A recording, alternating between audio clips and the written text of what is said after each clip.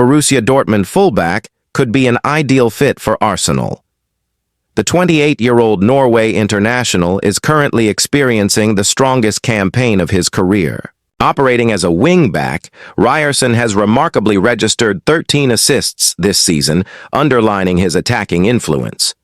On Friday, he delivered what many described as a standout, historic display. Dortmund dismantled an in-form Mainz side 4-0, putting on a masterclass from set pieces. Ryerson's pinpoint deliveries from dead ball situations repeatedly unsettled the opposition defense, playing a decisive role in the comprehensive victory. With performances like these, it's no surprise that elite clubs are beginning to circle. Meanwhile, a former Premier League defender once labeled a costly disappointment has found redemption in an unexpected way. Jonathan Woodgate's high-profile move to Real Madrid remains remembered for unfortunate reasons.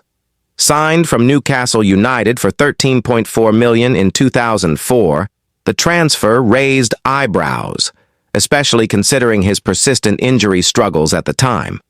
Although Woodgate had impressed in England with Leeds United and Newcastle, injuries significantly limited his impact in Spain. He managed just 14 appearances for Los Blancos, and his debut proved disastrous. Despite showing leadership qualities in flashes, he was never able to establish himself at the Santiago Bernabeu, after returning to England on loan with Middlesbrough. In 2006, making the deal permanent the following year, Woodgate eventually concluded his playing career in 2016, following spells with Tottenham and Stoke City. However, retirement opened a new chapter.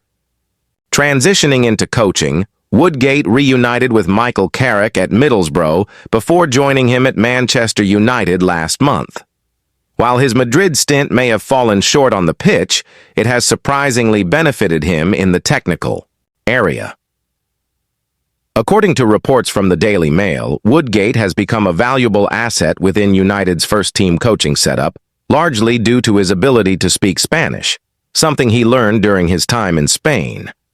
This skill has reportedly strengthened communication with several senior players, proving that his once criticized transfer continues to yield unexpected rewards.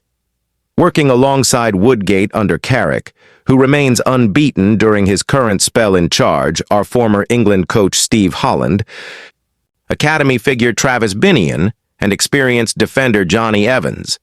Speaking in January about assembling his coaching team, Carrick emphasized the importance of balance.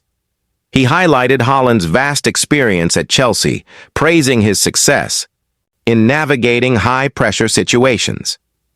Carrick described Woodgate as loyal, knowledgeable, and someone who constantly challenges him, qualities he values deeply.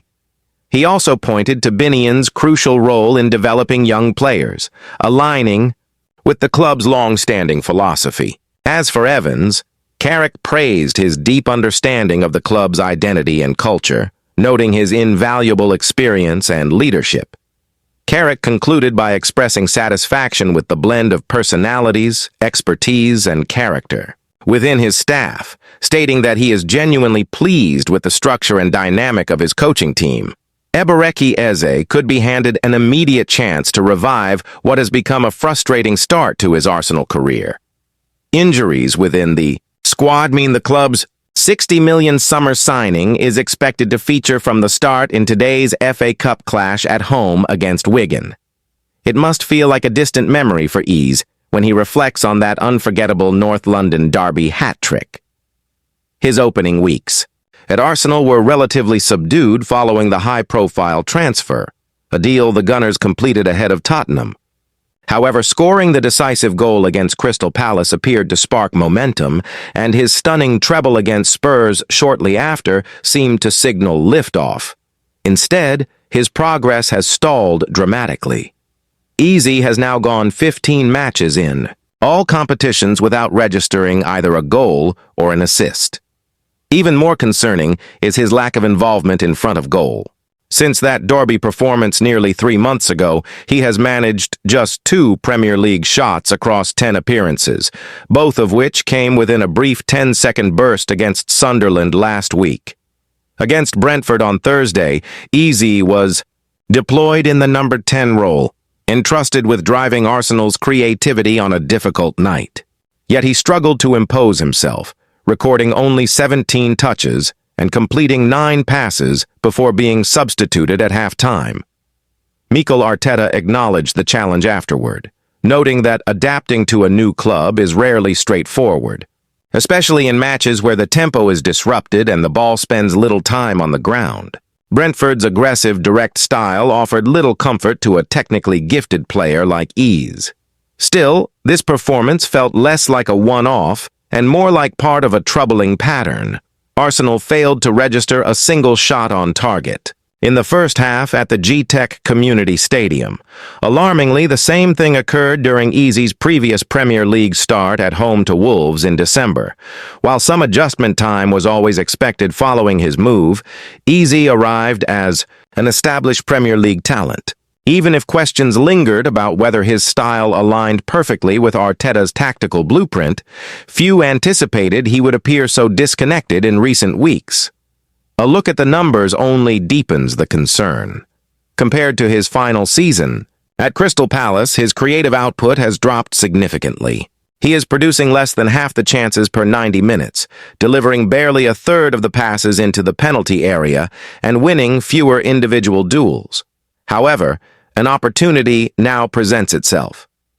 With Kai Havertz and Mikel Merino sidelined, and Martin Odegaard facing a race against time to be fit, Eze is likely to start again in midfield against Wigan in the FA Cup. It is a moment he simply cannot afford to squander. He has not been trusted on the left wing since a lapse in concentration against Aston Villa in December, and there remains a sense that Arteta is still weighing up his reliability in the central playmaker role. If Thursday night's physical battle did not suit Eze's strengths, Sunday's fixture could offer the ideal stage. Arsenal welcome a Wigan, side currently sitting 21st in League One, having lost 5 of their last 6 matches.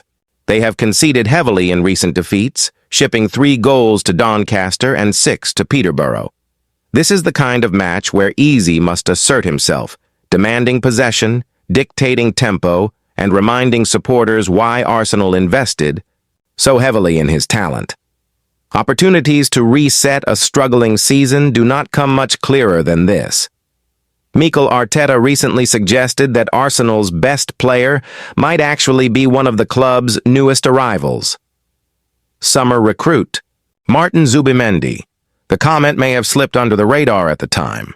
After a narrow 1-0 victory over Crystal Palace in October, Arteta revealed that Palace striker Jean-Philippe Mateta had been assigned the task of marking what he described as Arsenal's best player, a clear reference to Zubimendi.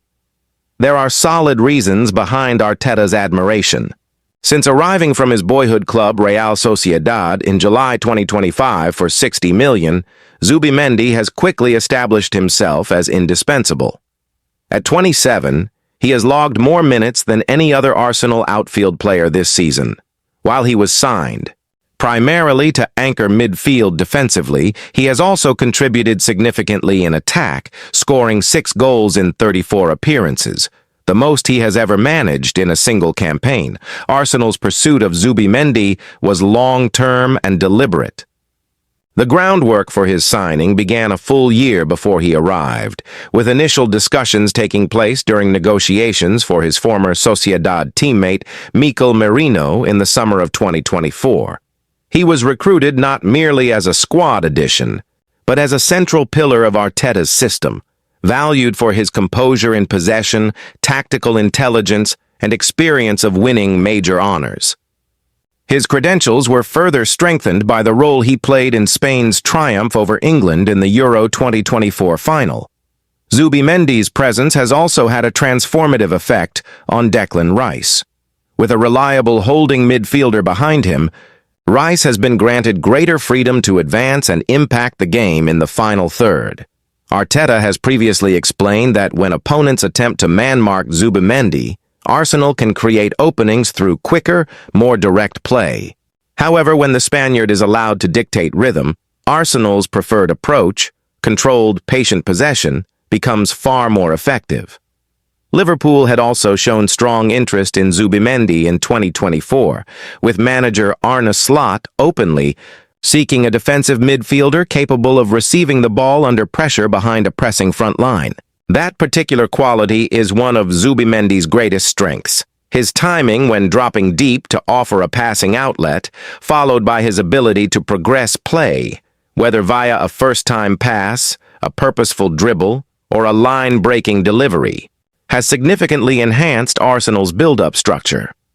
In the air, too, Zubimendi stands out. Rather than merely clearing danger, he directs headers intelligently toward teammates, helping maintain possession. While ball winning and composure are expected traits from a $60 million defensive midfielder, Arteta's innovative use of him as an attacking weapon has been especially noteworthy.